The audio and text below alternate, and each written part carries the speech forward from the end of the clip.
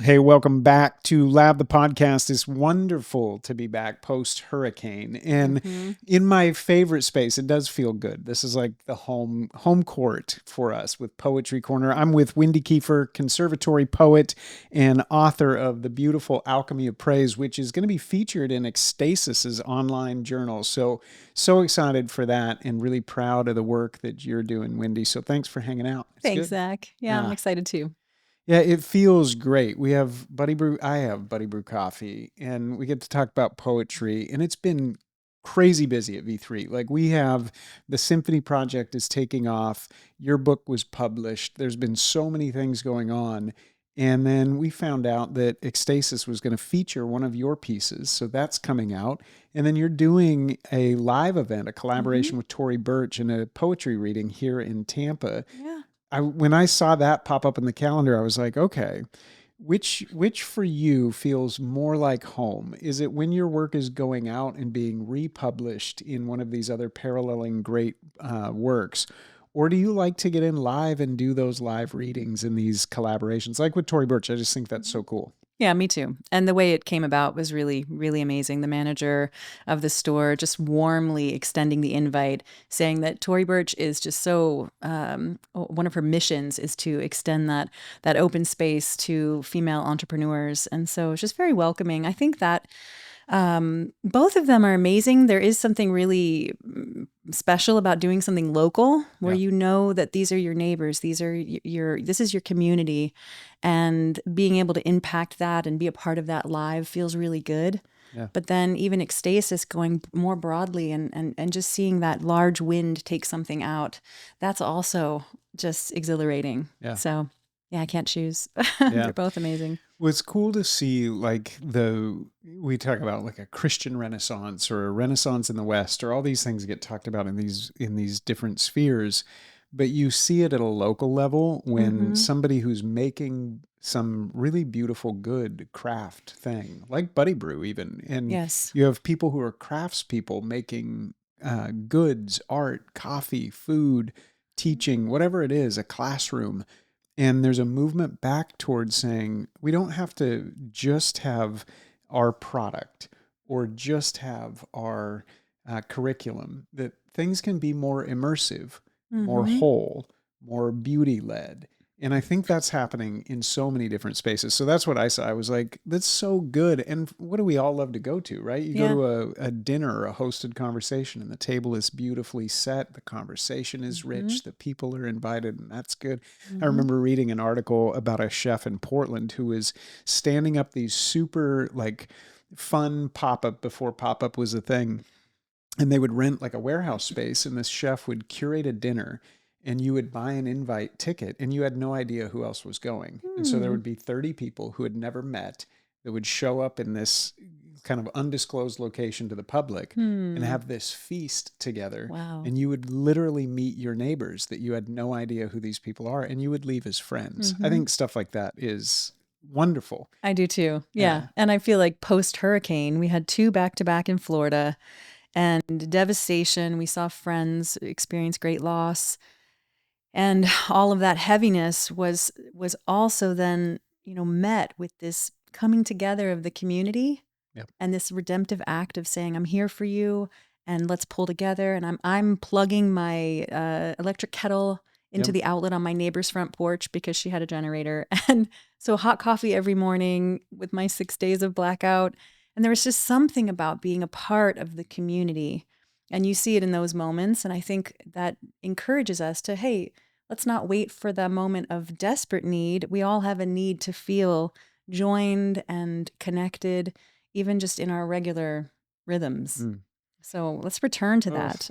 I think that's such a good lens on, what crisis does or suffering or difficulty or Right. tragedy. It does shake things up and bring Yeah. you back to the fundamental essential things that make us human. And you go, oh, we can't forget these things. And Yeah. then we so easily do. We So I think do. it's a great call out to say December 8th, when all is well, hurricane season's over, Right. let's go out on a Sunday night and meet at an artist's location where they are seeing art in a different way and pulling us together around beauty that can help us discover the good and know true. That's just Yeah. what a gift. And Mm. it's kind of our hope to do this. So that's why I love the poetry regular rhythm. We had to disrupt it because of the hurricane, but we're back. Mm. And you always do such a great job. You send me a few poems and say, Mm-hmm. I'm thinking this, I'm thinking this, I'm thinking this one.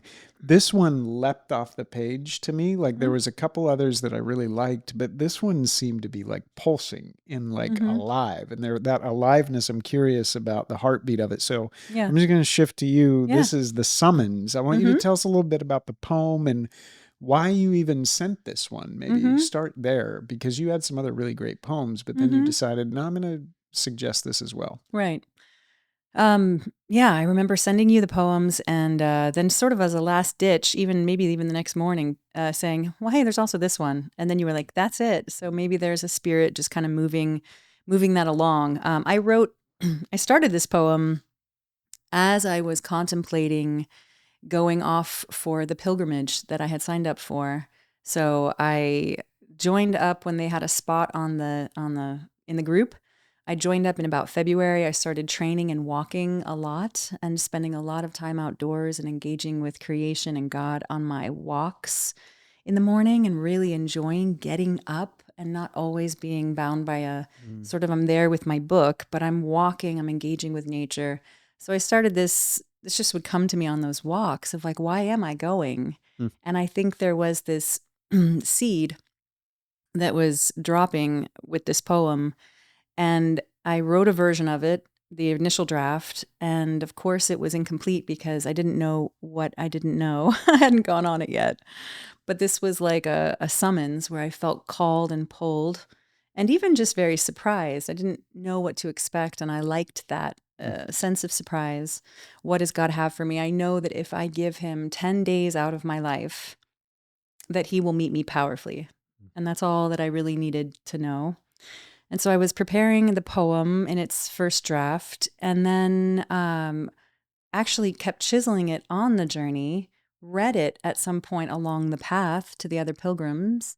And then when I got back, I was like, okay, now we need to rework this because the poem, along with me, has gone on a journey, starting at one point with just sort of a nascent idea. And then as that develops, the poem's changing. And then now I'm looking back on it with better view and able to now give it its, I hope finishing touches. But I will say when you said, let's do that one, I was like, okay, great. And then I thought, wait a minute, this isn't completely edited fully. Oh. Like, when you get to the end of a draft and you're like, okay, it is finished. Now I will share it. This is more like you're sharing, maybe you're close to the end, but you're not quite at your final. And I thought there's something very vulnerable about that, but also very, I think, encouraging to any artist listening, but even any believers. Like, you don't have to be perfect. And it's just an encouragement to, for me, I think to step out and share something that doesn't have to be completely ready or completely complete. Yeah. Yeah.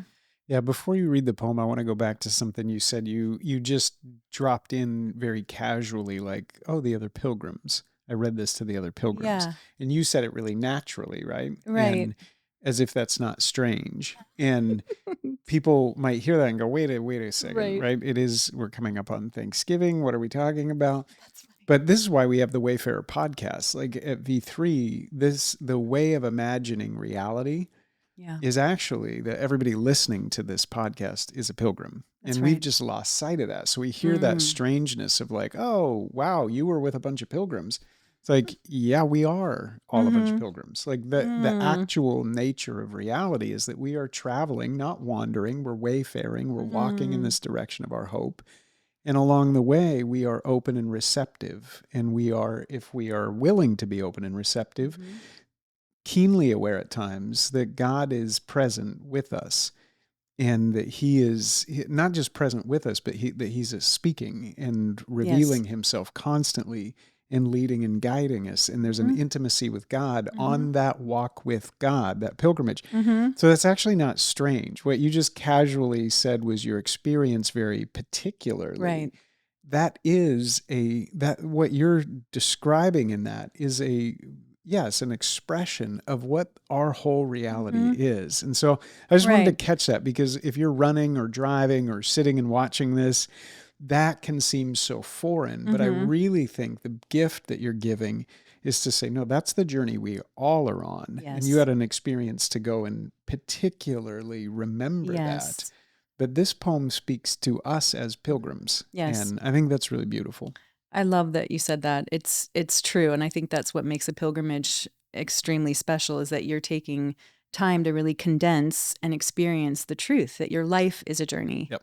and that you are walking with fellow travelers through the journey called life, which is what Tolkien was after with the fellowship. You know, you're battling evil together and your different strengths and weaknesses are meeting and you're journeying onward. And if we get really individualized and kind of busy and, disconnected, then we lose sight of that. And we have to really kind of, make a deliberate effort to regain it. And so that was what this did for me is it at some point along the trip, I thought, okay, God didn't just call me out to Mm. walk this path. He called me here to walk it with these people Mm-hmm. who are all gifted in different ways than I am. And we walk it together. Mm. And that was kind of started to come really to the surface about halfway through. And that made it what it was seeing all the differences and all the strengths kind of interplaying Yeah. and God weaving us together as we journeyed on. Yeah. And that journey has a way, right? This is part of what we're describing is that, okay, that's the nature of reality. And here you are with this particular group of travelers. And as we encounter reality, beauty draws us Right. and we notice it if we're awake. And so beauty draws us. And then with some travelers, you go, what is that? And you discover that it's good. And then all of a sudden you find yourself knowing at a really experiential level what is true. Again, not as just a theory, but you're like, no, we know what is true. And again, I want that to be called out. Thanks for that, because hopefully we don't feel so alone listening, driving, running, whatever it is that we're doing. And we go, well, that's great for you all who are called to that type of way of being. No, this is the whole movement and the whole project of even the lab, the podcast is to say, remember what we said a few weeks ago, like success for us is that there would be the life and beauty of the gospel expressing itself through the community, through the people who are a part of listening and saying, no, that is the way. I want to walk in that way. So, That's okay, great. we should That's probably great. read the poem. Yeah. Yeah. And by the way, this was a St. Cuthbert's Way pilgrimage through, starting in Melrose, Scotland, going up through Scotland and ending in England in Lindisfarne, which is Holy Island. Mm. It's just the most stunning countryside I have ever seen. Yeah. Beautiful. Yeah. It really, I've not done Scotland. We were in the English countryside and I was being educated to the way, the open landscape, and you could Yeah. travel across property lines and just really beautiful. But Yeah. I'm not going to covet your Scottish pilgrimage. Someday I'll Maybe you'll make go it on there. it. I I would think love maybe. that. Scotland, let's go. All right.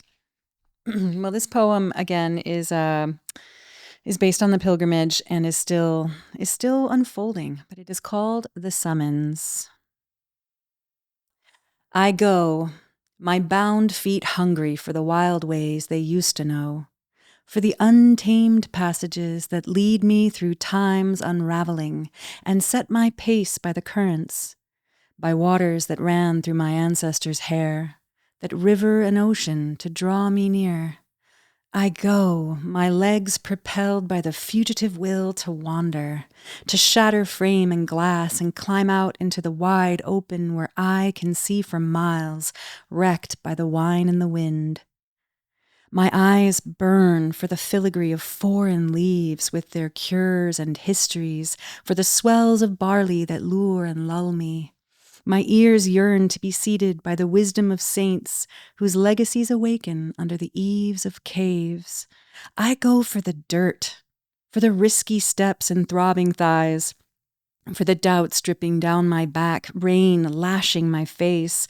I go to undress my faith, to throw off the store-bought layers and strip down bare, leaning on nothing but a child's prayer.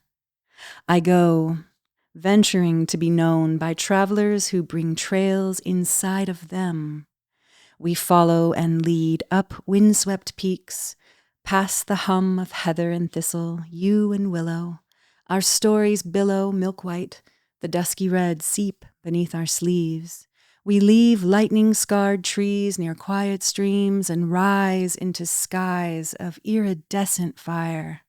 Together we go, the trailblazers and warriors, the healers and shepherds, the bards and dancers, an organism learning to contract and expand around its center. We enter the forest in tune with the chorus of leaves clapping, "Welcome, welcome, we've been waiting for you." The moor meets our feral feet while the deer waits on the other side of the last hill, frozen by the feeling of our footsteps, the heaviness we carry, the potential for harm. We go to ascend, to reclaim the overgrown paths of silt and stone that lead us back to ourselves, to descend into pools of light quivering over miles of mud, to bury shame between the poles, to feast on the sky as it spreads beneath our feet, our vision floating with the islands over a vanished horizon. Where the line between heaven and earth erases, we drink and drink and drink before returning to our exile with Eden's perfume still clinging to our wings. Mm, that's so, so good. Oh, it's so fun. It's well, you felt it like halfway through, that musicality and just starts to you we begin to start to Journey? realize that we are journeying. Yeah. Yeah. So I love it. Oh, it's I fun. take us through it, right? Yeah. Like just help Yeah. us. That was quick if we're about our days listening to this. So kind of Right. help And I walk us hope I back through it. read it slow enough. It's so No, this is familiar to beautiful. me, but yeah, I think that's the summons is that, my feet are hungry for the wild ways they used to know. I think there was a reclaiming of part of myself that had been very domesticated Mm, and very kind of stuck in the pattern of the everyday ways that you traverse and mm, you start in one box and you go to another box, you end up in another box. And I just needed to feel mm, the freedom to see for miles, the freedom to inhabit that space. And my friend put it a really good way as we were walking through the forest on day 2. She said, "You are walking through the forest, but you realize suddenly that it's actually the forest that starts walking mhm, through you. mhm, And you attune to your environment, and something shifts and changes radically and almost strips you down so that you can re-encounter the very bare, childlike part of yourself mm, that is sort of covered or inundated by a lot of the modern patterns and rhythms that we've created." So it starts off, I'm going for these untamed passages because they lead me through time's unraveling. I think time is so relative, mm, and we know this even just by looking at how time and space and matter all relate to one another. But even in that setting where you are stripped away of your phone and your computer and your responsibilities, and you are just set on a path that is purely natural to encounter God and to be with your fellow travelers, there is this freedom. Your soul feels like it's just expanding, mm, and it is mm, and it is returning to something ancient. So I'm going by waters that ran through my ancestors' hair, very intimate, and they river an ocean to draw me near. So the ocean has now become a river, and that river is pulling me to my homeland. mm, That was something that I thought of too. I thought, my ancestors are from here. mhm, This land is a part of my DNA. mm, My legs propelled by the fugitive will to wander, to shatter frame and glass and climb out into the wide open. I think I didn't realize how much I needed it until I was actually there, how much I had felt a little bound and a little sort of hedged in. So it was good to just go and shatter all of that and step out. mm, When I say wrecked by the wine and the wind, I think I don't know the science behind it, but the actual charge of the air and the minerals and the substance that you're breathing in is such a lift when you're out there. There is this feeling of euphoria Mm. from just the air. Mm.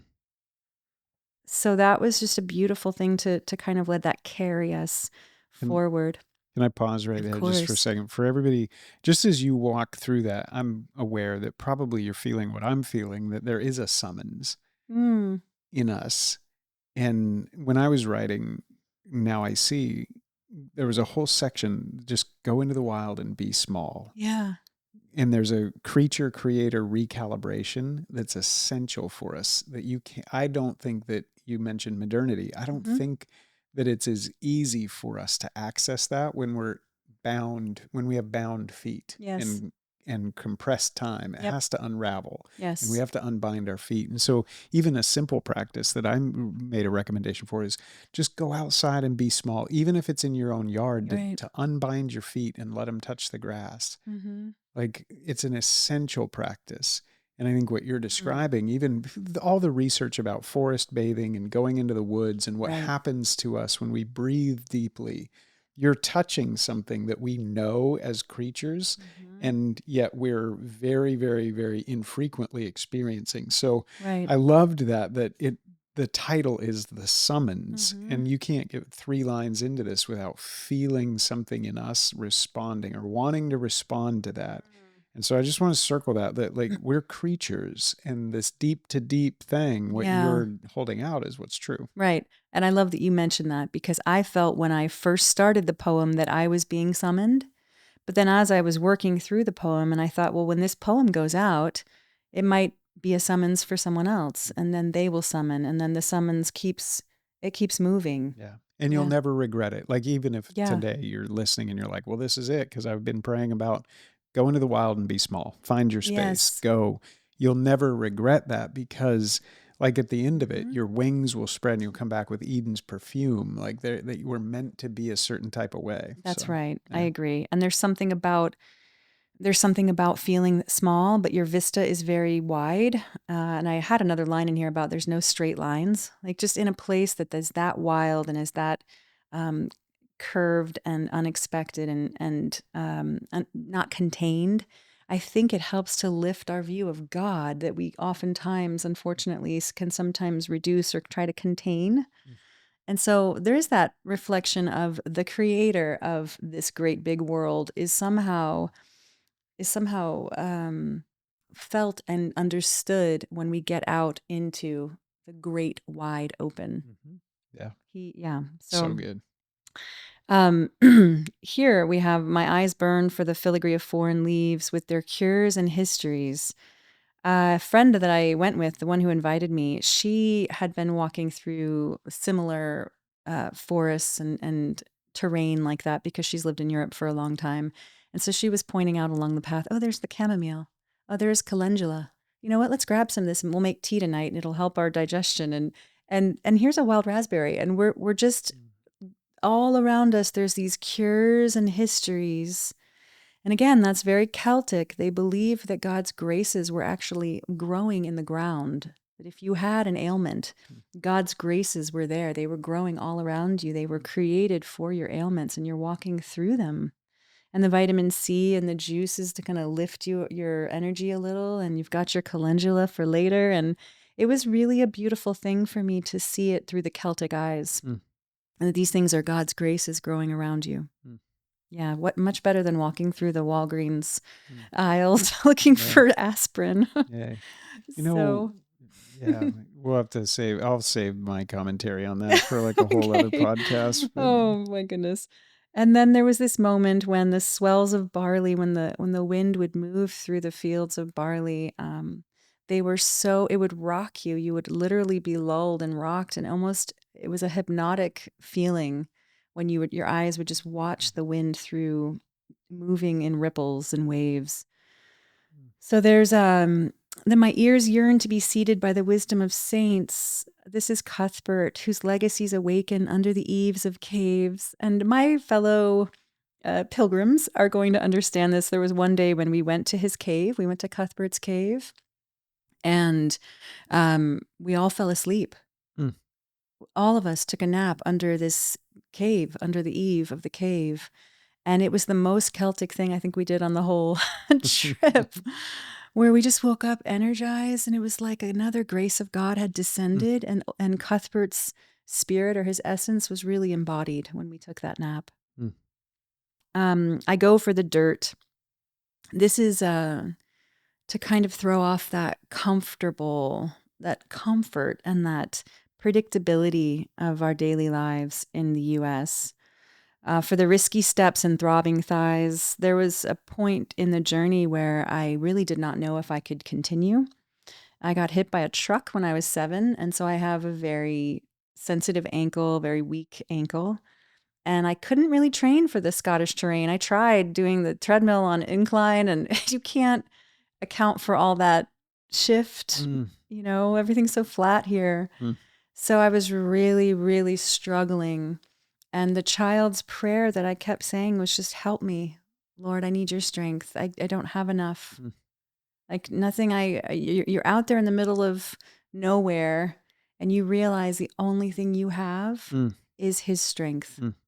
to get you through. I love E.M. Bounds on prayer, like just a great collection of thought on prayer. And he says, all prayer is simply the outstretched arms of a child for their father. Like Mm, that, when you really condense it down, that yeah. essence of that is that relational dependence. Yep. It's so good. Yep. And when you have nothing else to rely on, when you're out there and you have nothing, then Everything else is stripped bare. yeah, you lean on it a lot more fully. And I think he met me even more fully because of Mm-hmm. that increase of faith and dependency. So I got through it. Um, and then I'm venturing to be known. So this part, I go venturing to be known by fellow travelers who bring trails inside of them. We've discussed that on the podcast in other poems about how the internal landscapes are very much a part of our experience. They're very much as real as external landscapes. And so I think that is something beautiful about traveling with people. We Mm, are known, and I think they are more fully known mm, um, when we offer them a mirror for how God has made them. mm. What's so interesting about you saying that is the Pope just a couple days ago, I believe, when we're recording this, released his latest paper and said that he's concerned for the loss of the interiority of the being, the Yes. human being, and he was saying the movement toward AI was his critique. He said that the over digitalization, if that's a word, like the making only the digital world and inhabiting an AI space. He said his concern is the loss of the human person's interiority, and that there's an Yeah. interior reality to humanity that's Yes. part of who we're made to be. And if we outsource that too broadly, that's me paraphrasing, but then we've lost something fundamental. And I think that that's Mm. what you're feeling at every part of this summons. Is it's a summons to return to a way of being that Yes. is being lost. And so if you're listening to this and it's resonating, it's like, Mm-hmm. yes, yes, yes, yes, yes. And Yeah. poets hold out something that when we hear these words, unbind my feet, or, Mm-hmm. strip me bare to the point where my prayer is a child's prayer, Mm-hmm. that there's something of my interiority that feels like it's being compressed or it needs Yeah. to widen out. I mean, again, Augustine, the house of my soul is too small. I need you to enlarge it, widen it, Yes. make it bigger. It needs to Yes. breathe. Yes. Yeah. That's true. I love that. Yeah, so I think we follow and lead. So we take turns with one another Mm, up windswept peaks. So this is where, and Malcolm Guite says this, the outer always reflects the inner, which is the beautiful part about nature. Everything's a metaphor because it always reflects the inner. And so even though we're up windswept peaks past the hum of heather and thistle, our stories are billowing. We have our own sunsets and streams and scorched earth or whatever is inside of us that's coming out in contact with each other and with God in a safe space. And so we leave lightning scarred trees near quiet streams and rise into skies of iridescent fire. So we all have these scorched parts. We all have this place where lightning has struck. And we're going to leave that near a quiet stream and we're going to rise together mm, into something glorious. So together we go. And this part, the trailblazers and warriors, the healers and shepherds, the bards and dancers, this was a really beautiful part. Again, halfway through the the trip, I realized that we all had our own archetype kind of coming out. And it felt like there was this push and pull. Like half of us wanted to go slower. We're touching every leaf and we're having this feeling of communion with nature. And then there were the trailblazers who wanted to get there. And so there was this push and pull. The organism was contracting and it was trying to find its unity. And I realized that there were these trailblazers in the group to energize us, to pull us forward. There were these warrior types. I think I told you the ex NFL Mm-hmm. player, just like there were, and then there was me. Mm. I think you have the bard who's, bringing the poetry to remember why we're doing this. And so everybody was playing their separate role, and it was beautiful to see that those differences were actually strengths. Mm. And as the organism learned to move together and to respect the differences and to treat tenderly the weaknesses or the differences, it really became such a beautiful picture of God's grace in the group. Mm. And it's so funny that whether that's a family or a team Yeah, or coworkers or a church, like that same expression is the goal is not pragmatically to flatten or strive for uniformity right. in such a way like you lose something so beautiful if you Well force said. everybody to be the same. Yes, that's really good. And I think also you can, whatever your strength is, you can then judge someone else for not having it. And you can easily see, wait, what are you doing? This should be this way. And yet it's their strength that is creating that opportunity to have that other piece be met by your strength. Mm. There's, oftentimes our weaknesses are connected to our strengths. And I think that's why we're all, we fill each other out. When it's a body, I think that beautiful picture in scripture of the body is the hand can't say to the foot that these Yes, things. And I think right. sometimes we look and we go, oh, warrior, thanks for pointing that out. I need to get about that and become that. Mm-hmm. Or just be grateful that you know one, Yes. right? Like Yes, sometimes that's kind of right. awesome. Like, and Right. yeah, I can learn from you. I can grow in that Mm-hmm. way. And I don't Right. have to become that. That's right. And I don't have to mirror that. Like That's right. It's I not all can that I can burden. say thank you, right? Right. Awesome to know you and Yeah. appreciate you. That's good. I always say too, if I see someone maybe not behaving as well as I would like, I usually say, "Oh, that's probably just their strength going off the rails a Hmm. little." Yeah. Yep. Like, yeah. So, we enter the forest in tune with the chorus of leaves clapping, "Welcome, welcome, we've been waiting for you." And this is where you start to have the forest seems to take on this this very alive, you realize that everything you're walking by is not inanimate Mm. in the slightest. Mm. This is alive and this is tingling and this is breathing and this is responding and we are responding to it. Mm. And then I loved when I was reading Anam Cara to get ready for the trip. That's the John O'Donohue book. I was so happy to read this book. I realized a lot of my poems and my themes and ideas were actually kind of Celtish, Mm-hmm. Celtic. And so it was great to read that book. He says to be spiritual is to be in rhythm. Mm. Mm. And I thought that was beautiful, especially in relation to this as we find our rhythm in the forest and our hearts start opening up to the beauty of God and each other. We find this rhythm and we found it as a team. Mm. The moor Mm. meets our feral feet, so our feet are no longer bound. They're free, Mm. they're wild. And this part, the deer waits on the other side of the last hill. I think there is this frozen by the feeling of our footsteps, the heaviness we carry, the potential for harm. I think that we still are walking through nature as these heavy, heavy laden humans. And as much as we want to recapture it and recalibrate to it, we have to remember that we have this potential for harm, that we carry that too, as well as all of the wonder and all of the healing and the amazement. But we go to ascend. Mm. We go to reclaim the part of ourselves that has been latent, that, like you said in your book, that can only be reclaimed in the wild Mm. because it is It is wild. Mm-hmm. That's Mm-hmm. the part of ourselves. Mm. And then this part, to descend into pools of light quivering over miles of mud at the very end of the pilgrimage. When you get to Lindisfarne is an island. And so the tide goes out a couple times. One time in the morning, it goes out and it reveals a bunch of mud that you Mm-hmm. walk across. Mm-hmm. And you have to make sure you do it in a certain time, because when the tide comes back and it covers it all in water again, you can get pulled out to sea.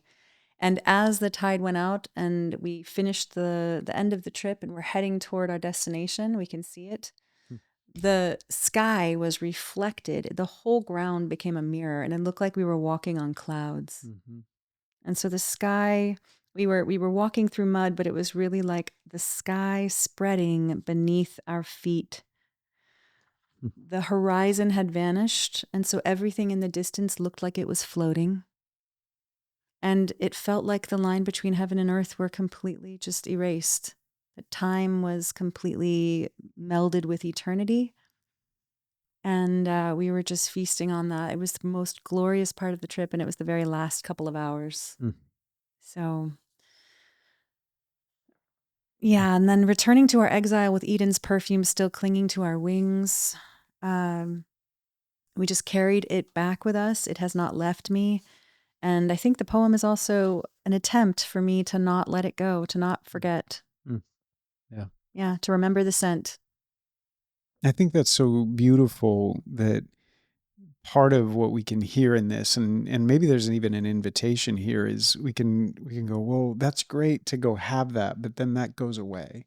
Right. And the real secret of all of it, right, is don't look at it, but look through it and Yeah. learn to let this experience shift the way you return back. And so you do return back. There is a coming back, Right. right?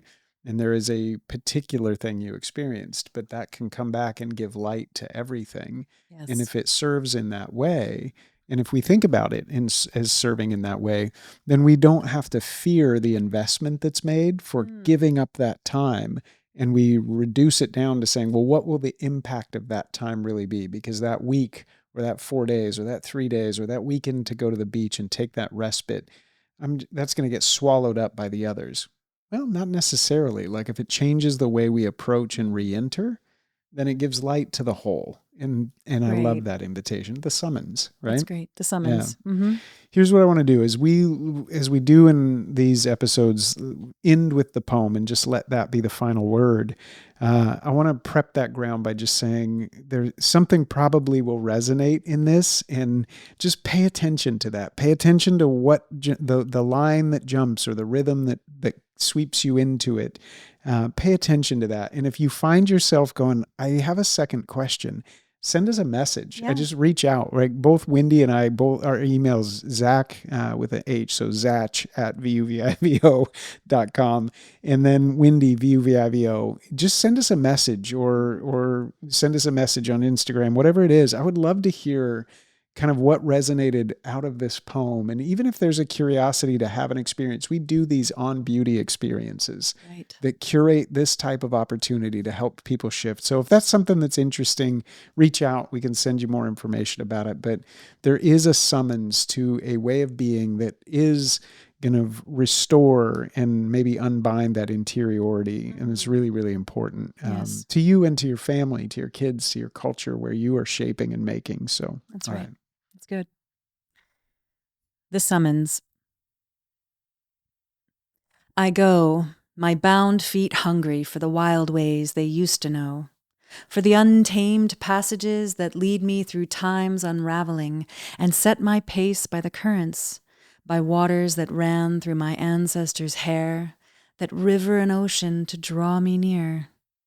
I go, my legs propelled by the fugitive will to wander, to shatter frame and glass and climb out into the wide open where I can see for miles, wrecked by the wine and the wind. My eyes burn for the filigree of foreign leaves with their cures and histories, for the swells of barley that lure and lull me. My ears yearn to be seated by the wisdom of saints whose legacies awaken under the eaves of caves. I go for the dirt, for the risky steps and throbbing thighs, for the doubts dripping down my back, rain lashing my face. I go to undress my faith, to throw off the store-bought layers and strip down bare, leaning on nothing but a child's prayer. I go, venturing to be known by fellow travelers who bring trails inside of them. We follow and lead up windswept peaks, past the hum of heather and thistle, yew and willow. Our stories billow milk-white, the dusky red seep beneath our sleeves. We leave lightning-scarred trees near quiet streams and rise into skies of iridescent fire. Together we go, the trailblazers and warriors, the healers and shepherds, the bards and dancers, an organism learning to contract and expand around its center. We enter the forest in tune with the chorus of leaves clapping, "Welcome, welcome, we've been waiting for you." The moor meets our feral feet, while the deer waits on the other side of the last hill, frozen by the feeling of our footsteps, the heaviness we carry, the potential for harm. We go to ascend, to reclaim the overgrown paths of silt and stone that lead us back to ourselves, to descend into pools of light quivering over miles of mud, to bury shame between the poles, to feast on the sky as it spreads beneath our feet, our vision floating with the islands over a vanished horizon. Where the line between heaven and earth erases, we drink and drink and drink before returning to our exile with Eden's perfume still clinging to our wings.